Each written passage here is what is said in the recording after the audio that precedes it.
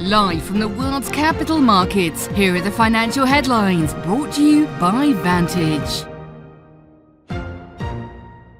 Hello and welcome to Friday's Daily Financial Reports.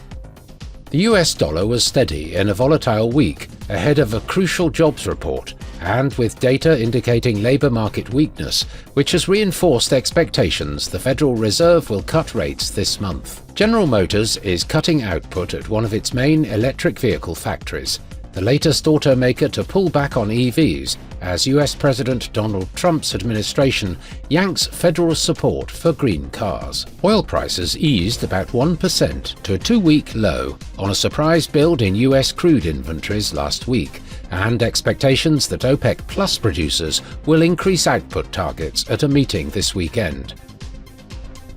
The Aussie-dollar pair fell 0.4% in the last session. The stochastic RSI indicates an overbought market. The last session saw Meta's stock rise 1.5%. The MACD is giving a negative signal. The dollar-yen pair gained 0.3% in the last session.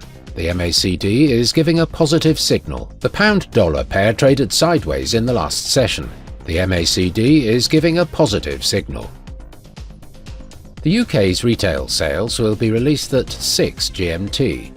The US Baker Hughes US oil rig count at 17 GMT, the US labour force participation rate at 12:30 GMT. Finland's trade balance will be released at 6 GMT.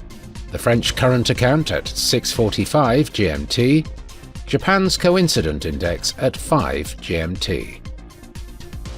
We hope that you've enjoyed Friday's Market Outlook. On behalf of all of us here, we wish you a productive trading day.